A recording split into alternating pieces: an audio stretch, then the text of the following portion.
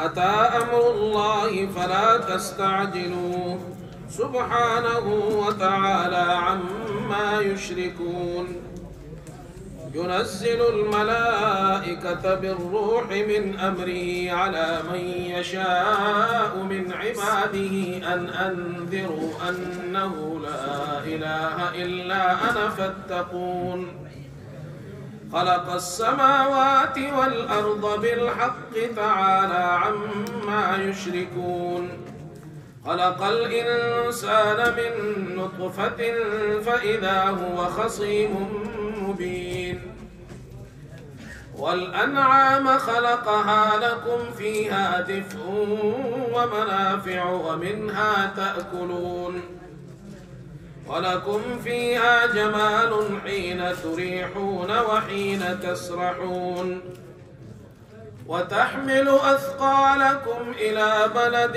لم تكونوا بالغيه إلا بشق الأنفس إن ربكم لرؤوف رحيم والخيل والبغال والحمير لتركبوها وزينة ويخلق ما لا تعلمون صدق الله العظيم. For English translation, Maulana Zuhaib, he will translate in English. سورۃ النحل، یہاں سے آج خلاصہ بیان ہوگا، اور ہم نے آج الحمدللہ 15 سپارے تراویح میں مکمل کر لیے.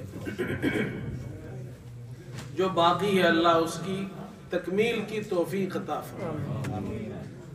آج خلاصہ تھوڑا زیادہ ہے اس لیے کہ کل کچھ حصہ رہ گیا تھا. تو سورہ نحل ہے، اور سورہ نحل کے بعد بنی اسرائیل ہے، اس کے بعد سورہ کہف ہے. یہ 3 سورتیں ہیں. میں کوشش کروں گا انشاءاللہ اپنے وقت کے اندر ہی یہ 3 سورتوں کا خلاصہ بیان کروں. سورہ نحل میں موضوع ہے اللہ کی توحید کی دعوت.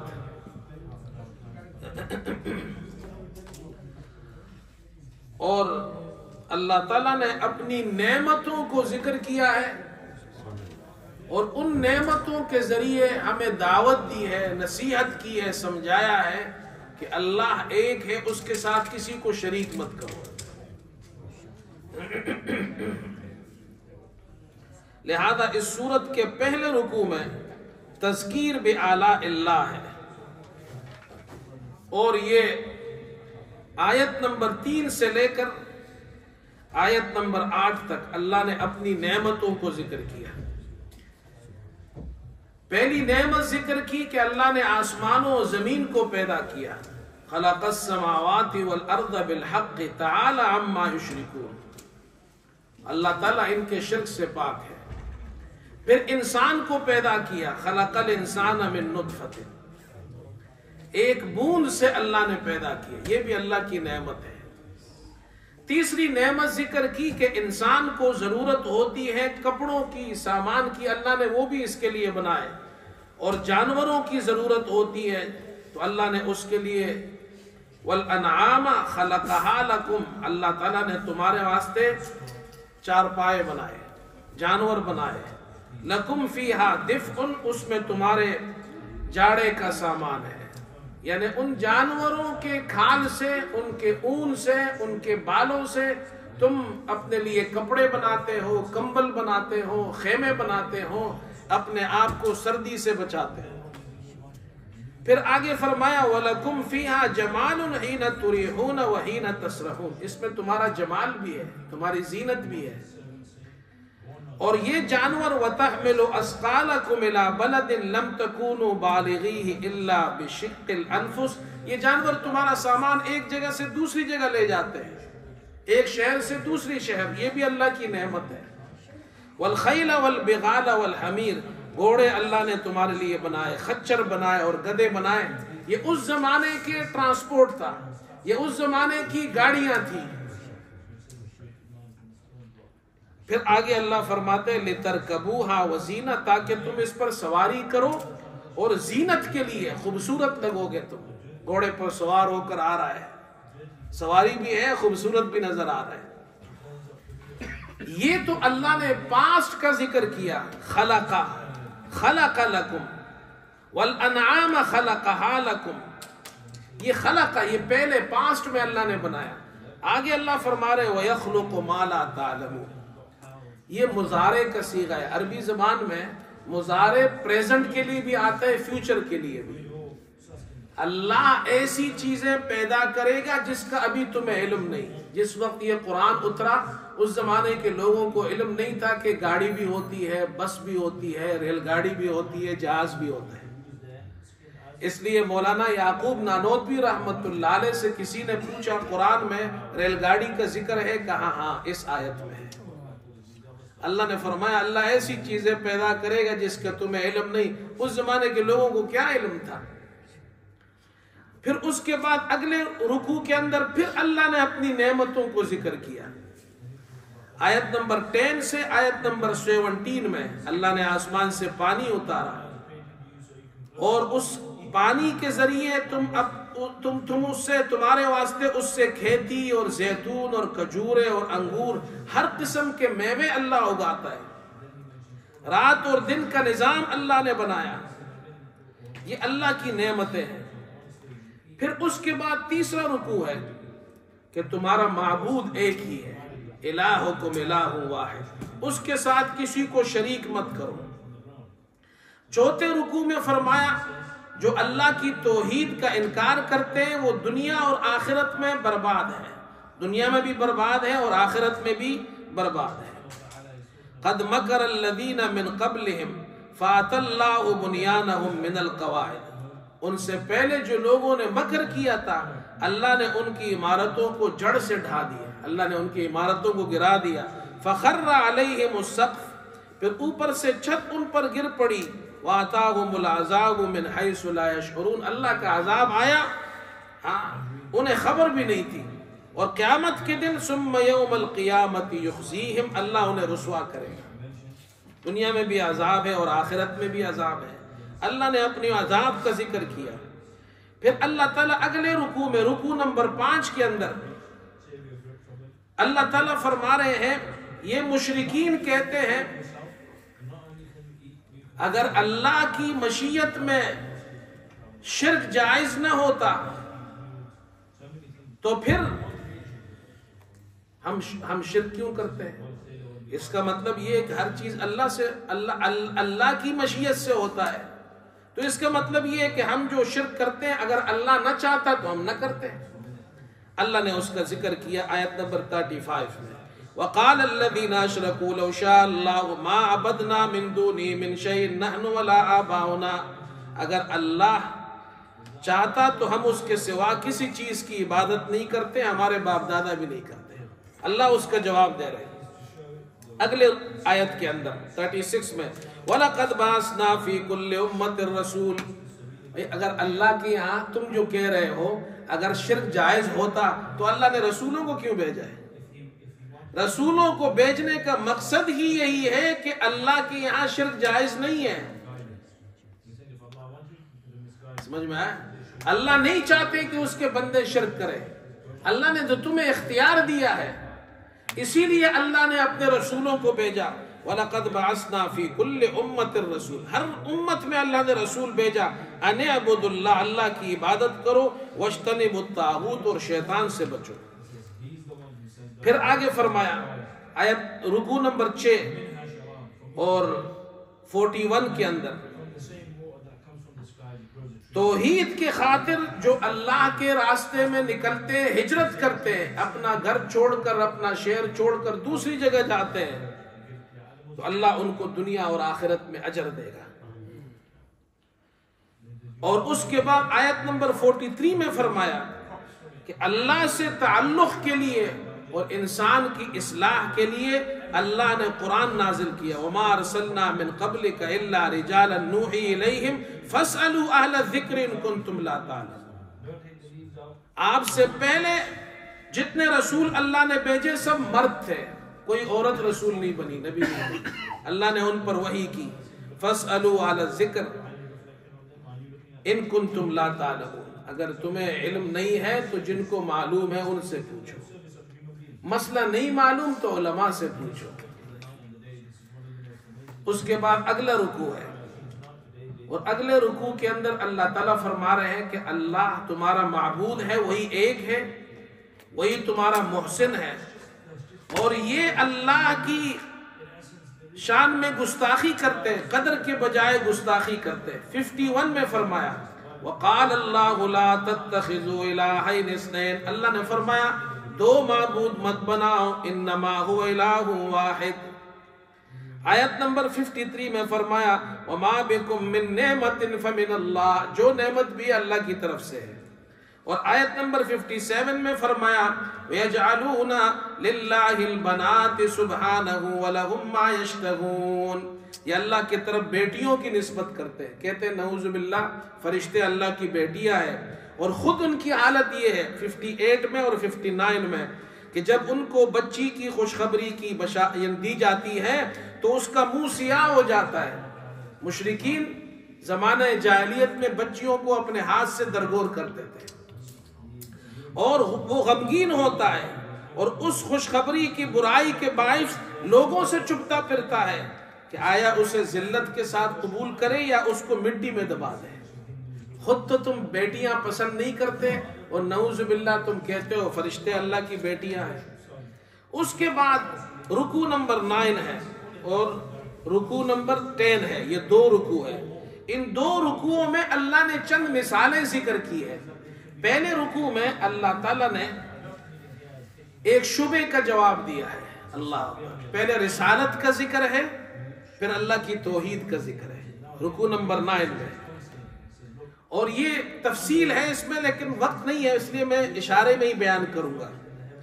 شبہ ہے، کسی کو شبہ ہو، ڈاؤٹ ہو کہ اللہ کا عظیم کلام انسان کے منہ سے کیسے نکلتا ہے، یہ کیسے ہو سکتا ہے کہ اللہ کا کلام انسان کے منہ سے نکلے، تو اللہ تعالیٰ اس کا جواب دے رہے ہیں وَإِنَّ لَكُمْ فِي الْأَنْعَامِ لَعِبْرَةً 66 میں، تمہارے لیے چار پایوں میں عبرت ہے، سوچنے کا سامان ہے۔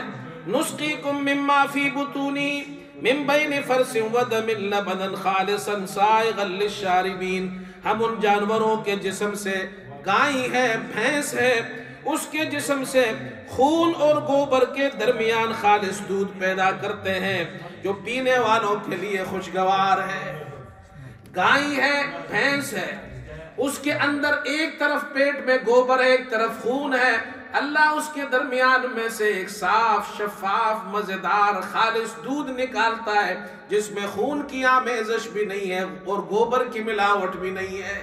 جو اللہ جانور سے ایسا صاف شفاف دودھ نکالنے پر قادر ہے، وہی اللہ اپنے بندے کے منہ سے اپنا کلام قرآن نکالتا ہے۔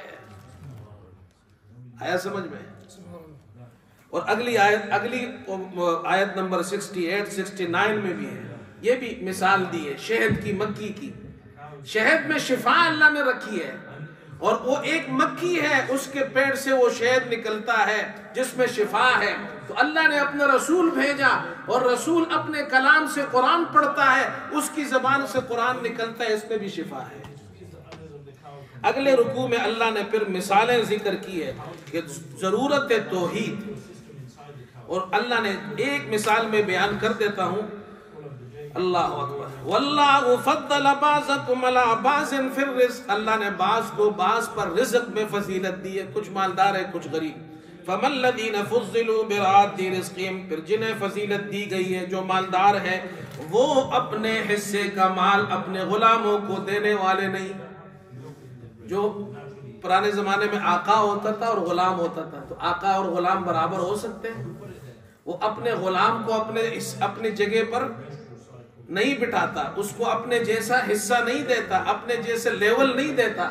جب تمہارے یہاں آقا اور غلام برابر نہیں ہو سکتے تو اللہ اور اللہ کے علاوہ مخلوق دونوں کیسے برابر ہو سکتے ہیں؟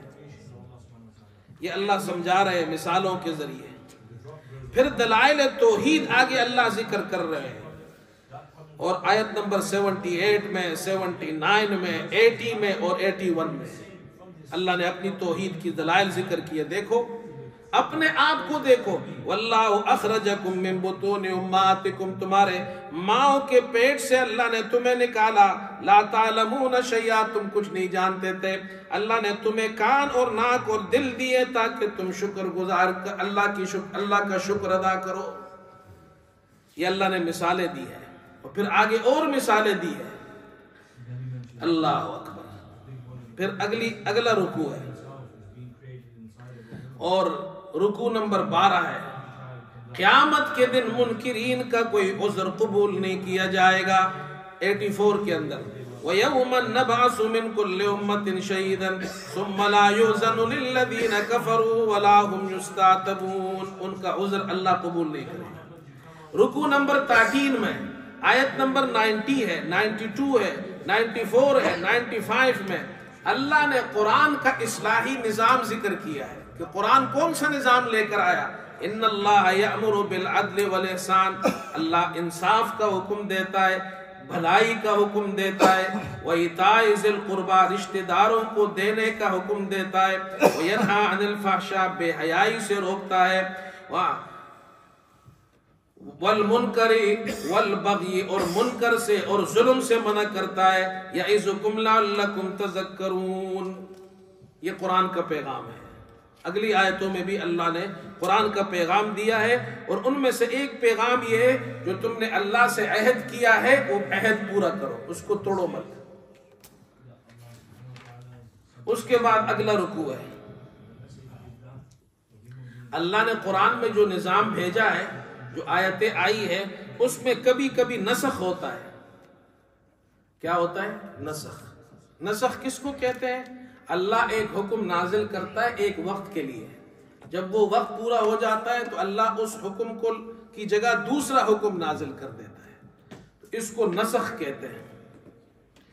تو یہ مشرکین اعتراض کرتے تھے کہ یہ کیسا اللہ کا کلام ہے، نعوذ باللہ. ایک حکم آیا اور بعد میں وہ حکم منسوخ ہو گیا.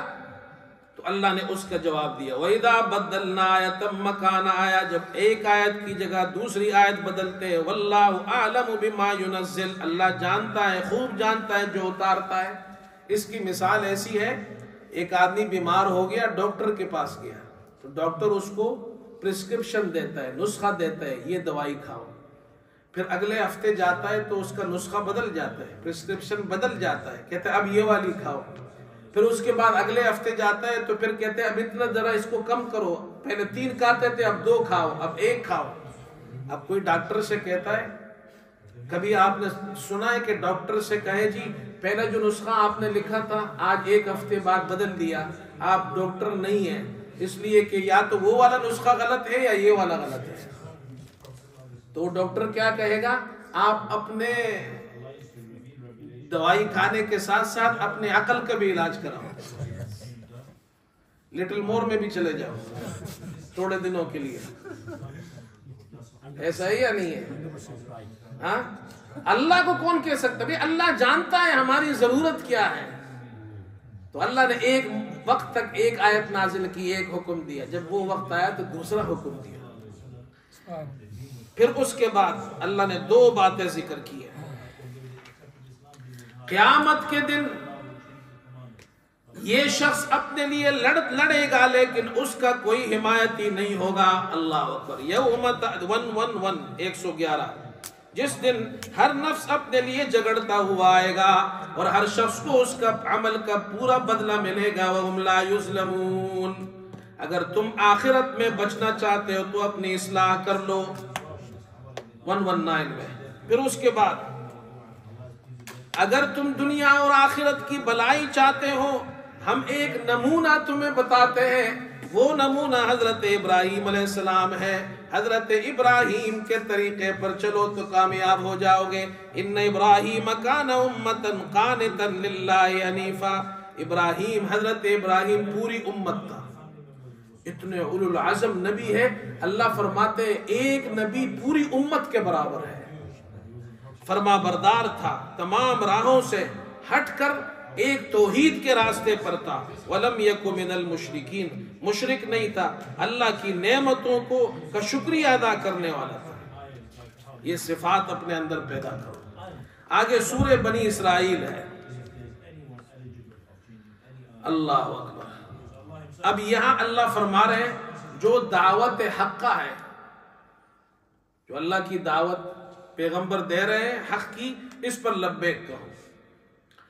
سب سے پہلے اللہ نے یہ سبحان الذی اسرا بعبدہ، یہ اسراء کا ذکر کیا۔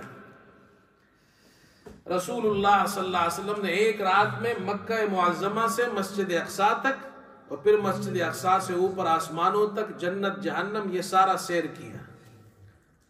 یہ جو زمینی سیر ہوئی ہے اس کو اسراء کہتے ہیں، اور جو اوپر والی سیر ہوئی ہے اس کو معراج کہتے ہیں۔ تو یہاں اسراء کا ذکر ہے۔ یہاں اللہ تعالیٰ فرما رہے ہیں کہ رسول اللہ صلی اللہ علیہ وسلم کو اللہ جبریل علیہ السلام مسجد اقصیٰ لے گئے، وہاں سے اوپر اٹھایا اللہ نے۔ تو مکے سے بھی اوپر جا سکتے تھے، لیکن وہ جگہ ہے، میں گیا ہوں وہاں، میں نے مسجد اقصیٰ بھی دیکھی ہے۔ مسجد اقصیٰ اس پہاڑ پر ہے، سامنے جبل زیتون ہے، ماؤنٹ اولو۔ حضرت عیسیٰ علیہ السلام کو اللہ نے ماؤنٹ اولو سے اٹھایا تھا، جبل زیتون سے، زندہ آسمانوں پر، اور سامنے مسجد اقصیٰ ہے۔ اس پہاڑ سے رسول اللہ صلی اللہ علیہ وسلم کو حضرت جبریل علیہ السلام یہ دونوں اوپر گئے تھے۔ یہ اللہ نے وہاں بلا کر کیوں اٹھایا؟ تو علماء نے ایک عجیب حکمت کی بات لکھی ہے، وہ یہ لکھی ہے کہ نبوت بنی اسرائیل میں تھی۔ حضرت عیسیٰ علیہ السلام تک جتنے نبی آئے وہ کون تھے؟ اب اللہ نے بنی اسماعیل میں سے محمد صلی اللہ علیہ وسلم کو بھیجا، نازل اور پیدا کیا مکے میں، لیکن معراج کرائی مکے سے اقصیٰ لے گئے، وہاں سے اوپر۔ اللہ پاک اس میں علماء فرماتے حکمت یہ ہے، اللہ یہ سمجھانا چاہتے ہیں اب نبوت بنی اسرائیل سے بنی اسماعیل میں آ گئی ہے۔ اب امام الانبیاء کی نبوت قیامت تک ہوگی، اس لیے وہاں سے ان کو معراج کرائی۔ یہاں اللہ نے بنی اسرائیل کا ذکر کیا خاص طور پر کہ انہوں نے زمین میں 2 مرتبہ فساد کیا اور 2 مرتبہ اللہ نے ان کو سزا دی۔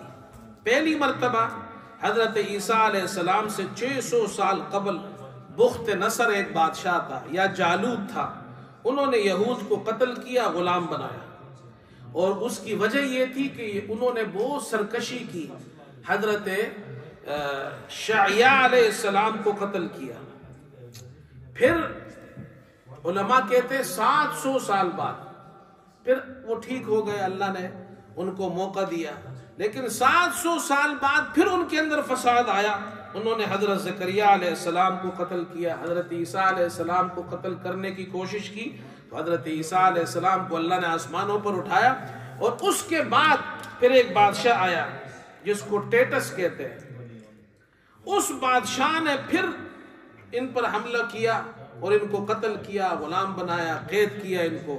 یہ اللہ نے اس میں ذکر کیا، اگر تم زمین میں فساد نہیں کرو گے تو اللہ بھی تمہیں امن والی زندگی دے گا، فساد کرو گے تو اللہ کی طرف سے پھر عذاب کا کوڑا برسے گا تم کو۔ آگے اللہ تعالیٰ نے پھر ذکر فرمایا، ہم جو تمہیں دعوت دیتے ہیں وہ نہار روحانی کی طرف دعوت، یعنی جس طرح دن میں سورج نکلتا ہے روشنی ہوتی ہے، تو اس طرح اللہ جو تمہیں دعوت قرآن کی طرف دے رہے اس میں بھی روشنی ہے، اس میں خوب قوت لگاؤ۔ وَجَعَلْنَا اللَّيْلَ وَالنَّهَارَ آيَتَيْنِ فَمَحَوْنَا آيَةَ اللَّيْلِ وَجَعَلْنَا آيَةَ النَّهَارِ مُبْصِرَةً لِتَبْتَغُوا فَضْلًا مِّن رَّبِّكُمْ، ہم نے روشنی اس لیے بنائی دن کی تاکہ تم اللہ کا فضل تلاش کرو۔ اللہ اکبر۔ اب قرآن پہلے تاریکی تھی، پھر اللہ نے قرآن بھیجا، یہ روشنی ہے، اجالا ہے، اس سے اپنی اصلاح کرو۔ پھر آگے اس بنی اسرائیل سورت کے اندر اللہ نے تفصیل سے احکام کا ذکر کیا ہے۔ آیت نمبر 23 کے اندر اللہ کا حکم ہے اللہ تعبدوا الا ایہ، اللہ کے سوا کسی کی عبادت مت کرو، وبالوالدین احسانا، والدین کے ساتھ حسن سلوک کرو، جب بوڑھے ہو جائے ان کو اف بھی مت کہو، ان کو جھڑکو مت، ادب سے بات کرو، ان کے سامنے عاجزی سے جھک جاؤ، اللہ سے دعا کرو رب ارحمہما کما ربیانی صغیرا، اللہ بچپن میں جس طرح انہوں نے میری تربیت کی تو ان پر رحم فرما۔ آگے فرمایا رشتہ داروں کو ان کا حق دو، مسکینوں کو ان کا حق دو، اور تبذیر بھی مت کرو اور اسراف بھی مت کرو، تبذیر بھی مت کرو اور اسراف، دونوں، فضول خرچی مت کرو۔ آگے اگلے رکوع میں فرمایا آیت نمبر 32، 33، 34، 35 میں زنا کے قریب مت جاؤ، ناحق کسی کو قتل مت کرو، یتیم کا مال اس کے قریب مت جاؤ، ناپ تول کو پورا کرو۔ دیکھو یہ اسلام کی کتنی اچھی اچھی تعلیمات ہیں، قرآن تمہیں یہ اچھی اچھی پیاری پیاری باتیں بتاتا ہے۔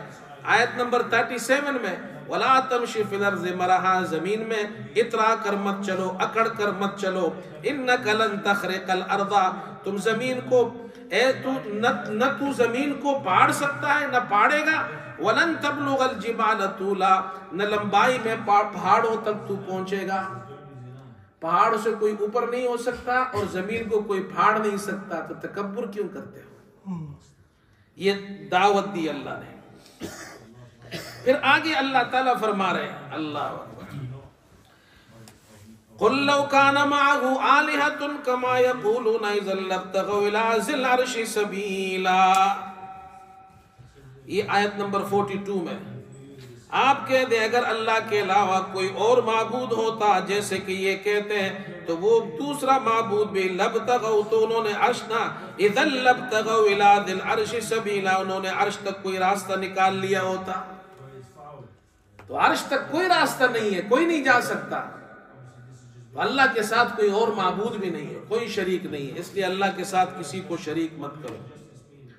پھر اگلے رکوع میں فرمایا اللہ وَقُلْ لِعِبَادِي 53 کے اندر وَقُلْ لِعِبَادِي يَقُولُ الَّتِي هِيَ أَحْسَنُ إِنَّ الشَّيْطَانَ يَنزَغُ بَيْنَهُمْ إِنَّ الشَّيْطَانَ كَانَ لِلْإِنسَانِ عَدُوًّا مُبِينًا۔ اس سے پہلے رکوع میں مشرکین کا ذکر تھا، اب شیطان کو ذکر ہے کہ اب مسلمانوں سے یہ کہا جاتا ہے کہ شیطان تمہیں آپس میں لڑاتا ہے، اس لیے تم آپس میں جب بات کرو تو اچھے کلمات، خوبصورت کلمات، اچھی گفتگو کرو، مہذب گفتگو کرو۔ اگلا رکوع ہے اس کے بعد، اگر تم نے اللہ کی بات نہیں مانی اور حق دعوت قبول نہیں کی تو تمہارا ایک دشمن ہے دنیا میں، ایک دشمن وہ ہے جو تمہارے مال کا دشمن ہے، کوئی تمہارے پیسے چرائے گا، کوئی تم سے گاڑی چرائے گا، کوئی تم سے مال چرائے گا، لیکن ایک دشمن ہے وہ شیطان ہے جو تم سے ایمان چرائے گا، اس لیے اللہ نے اس کا ذکر کیا۔ وَإِذْ قُلْنَا لِلْمَلَائِكَةِ اسْجُدُوا لِآدَمَ فَسَجَدُوا إِلَّا إِبْلِيسَ، آیت نمبر 61 میں۔ اس کے بعد اگر تم نے اللہ کے اس دعوت پر لبیک نہیں کہا تو تمہارا اندر کا دل اندھا ہو جائے گا، آیت نمبر 72 میں۔ وَمَنْ كَانَ فِي هَٰذِهِ أَعْمَىٰ فَهُوَ فِي الْآخِرَةِ أَعْمَىٰ وَأَضَلُّ سَبِيلًا، جو اس دنیا میں اندھا رہا وہ آخرت میں بھی اندھا رہے گا۔ اب اس کا کیا مطلب ہے؟ یہ تو نہیں ہے جو آدمی اس دنیا میں بلائنڈ ہے تو آخرت میں بھی بلائنڈ ہوگا، مطلب یہ ہے اندھے ہونے کا مطلب یہ جس کا دل اندھا ہے، جو قرآن کو نہیں مانتا ہے، ایمان نہیں لاتا ہے، تو وہ آخرت میں بھی اندھا ہوگا، وہ جنت میں نہیں جائے گا۔ اور اس کے بعد فرمایا اب اگر تم چاہتے ہو کہ آخرت میں اندھے نہ رہو، دنیا میں بھی اندھے نہ رہو، آیت نمبر 82 میں وَنُنَزِّلُ مِنَ الْقُرْآنِ مَا هُوَ شِفَاءٌ وَرَحْمَةٌ لِّلْمُؤْمِنِينَ، ہم قرآن میں ایسی چیز نازل کرتے جو ایمان والوں کے حق میں شفا ہے۔ دنیا میں آنکھ خراب ہو جائے تو تم جاتے ہو ڈاکٹر کے پاس، وہ تمہارا علاج کرتا ہے، اندر والی آنکھ خراب ہو جائے تو اس کا علاج قرآن کے اندر ہے، اندر والی آنکھ کا علاج۔ پھر فرمایا اگلے رکوع کے اندر 90 اور 94 میں یہ انہوں نے سوالات کیے رسول اللہ صلی اللہ علیہ وسلم سے، وَقَالُوا لَن نُّؤْمِنَ لَكَ حَتَّى يَفْجُرَ لَنَا مِنَ الْأَرْضِ يَنبُوعًا، ہم اس وقت تک ایمان نہیں لائیں گے جب تک ہمارے لیے زمین سے کوئی چشمہ جاری نہ کر دے. آیت نمبر 90 میں او تکون لک جنت، یا آپ کے لیے کھجور اور انگور کا کوئی باغ ہو، من نخیل و عناب فتفجر الانہار، پھر تو اس باغ میں سے بہت سی نہریں جاری کر دے. او تسقط السماء کما زعمت علینا کسفا، یا آپ جس طرح خیال کرتے ہم پر کوئی آسمان کا ٹکڑا گرا دے. اگر آپ اللہ کے نبی ہیں تو آسمان کا ایک ٹکڑا ہم پر گرا کر ہمیں ہلاک کر دے. اللہ فرماتے ہیں ایسے بیہودہ سوالات مت کرو.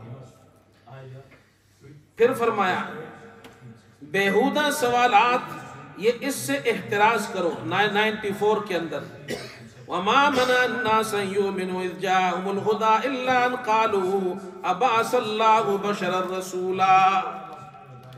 جب اللہ کے رسول آئے ان کو دعوت دینے لگے تو انہوں نے کیا کہا؟ أَبَعَثَ اللَّهُ بَشَرًا رَسُولًا، اللہ نے آدمی کو رسول بنا کر بھیجا ہے. اللہ فرماتے ایسی باتیں مت کرو، رسول کی بات پر ایمان لے. پھر آگے جو اللہ کی دعوت پر لبیک کہتے اللہ نے ان کی صفات ذکر کی ہے، ان کے اوصاف ذکر کی ہے. 107 109 کے اندر یہ آیت سجدہ ہے. وہ لوگ جنہیں ان سے پہلے علم دیا گیا جب ان پر پڑھا جاتا ہے تو تھوڑیوں پر سجدے میں گرتے ہیں اور کہتے ہیں ہمارا رب بے شک ہمارا رب پاک ہے، بے شک ہمارے رب کا وعدہ ہو کر رہے گا. اور وہ تھوڑیوں پر روتے ہوئے گرتے ہیں اور ان میں عاجزی زیادہ کر دیتا ہے. اللہ ان میں اور عاجزی کر دیتا ہے. تو اللہ نے اپنے بندوں کے صفات ذکر کی ہے. اگلی صورت ہے سورہ کہف. کہف غار کو کہتے ہیں. کچھ نوجوان تھے جو غار میں رہے، اللہ نے ان کو نیند دی اور پھر اللہ نے ان کو زندہ کیا. اس کا واقعہ اس صورت میں ذکر کیا ہے. یہود نے مشرکین کے ذریعے رسول اللہ صلی اللہ علیہ وسلم سے 3 سوالات کیے. روح کیا ہے، اور اصحاب کہف کا جو قصہ ہے وہ کیا ہے، اور ذوالقرنین ایک بادشاہ گزرا ہے اس کا کیا قصہ ہے. تو یہ اصحاب کہف اور ذوالقرنین کا ذکر اس صورت میں ہے، اور روح کا ذکر پہلے گزر چکا ہے. وَيَسْأَلُونَكَ عَنِ الرُّوحِ، وہ پہلے گزر چکا ہے. تو یہ اللہ نے یہ 3 جوابات قرآن میں دیے ہیں، اور درمیان میں یہ بھی فرمایا وَلَا تَقُولَنَّ لِشَيْءٍ إِنِّي فَاعِلٌ ذَلِكَ غَدًا إِلَّا أَن يَشَاءَ اللَّهُ. رسول اللہ صلی اللہ علیہ وسلم نے فرمایا میں کل تمہیں جواب دوں گا، لیکن انشاءاللہ نہیں کہا. تو وحی بند ہو گئی. پھر اللہ نے وحی بھیجی اور فرمایا آئندہ جب کسی کام کے بارے میں آپ کہیں تو آپ انشاءاللہ بھی کہیں. اس لیے ہمیں بھی یہ قرآن کا حکم ہے. میں کل آؤں گا تو ساتھ میں کیا کہو؟ انشاءاللہ، یہ کہنا چاہیے. یہاں اس صورت کے اندر 4 بڑی باتیں ہیں. انسان کی 4 قسم کی زندگی ہے. کتنے قسم کی ہے؟ دنیا میں انسان 4 قسم کا ہوتا ہے. تو اگر 4 قسموں کا اللہ سے تعلق ہے تو کامیاب ہے. ان میں سے پہلا ادنا درجے کا کے دیندار، عام مسلمان ادنا درجے کے دیندار، پھر ادنا درجے کا دنیا دار، پھر اعلیٰ درجے کا دیندار، اور پھر اعلیٰ درجے کا دنیا دار. 4 ہو گئے. سورت کے شروع میں اللہ نے ادنا درجے کے دینداروں کا ذکر کیا ہے اور ادنا درجے کے دنیا داروں کا ذکر کیا ہے. تو پہلے رکوع میں اور اس کے بعد دوسرے رکوع میں یہ، اور تیسرے رکوع میں اصحاب الکہف کا ذکر ہے. اصحاب الکہف یہ انبیاء نہیں ہے، انبیاء اعلیٰ درجے کے ہیں اور یہ کیا ہے؟ ادنا درجے کے، لیکن ہے دیندار. اللہ فرماتے ہیں اعلیٰ درجے میں انبیاء ہے اور ادنا درجے میں اصحاب کہف ہے. انبیاء تو انبیاء ہے، وہ تو انسانیت کی کامیابی کے لیے آتے ہیں، لیکن یہ ادنا درجے والے بھی کامیاب ہو گئے. اور اصحاب الکہف اس کا واقعہ ذکر کیا. یہ ایک بادشاہ تھا روم کا، دقیانوس، مشرک تھا، شرک کرواتا تھا.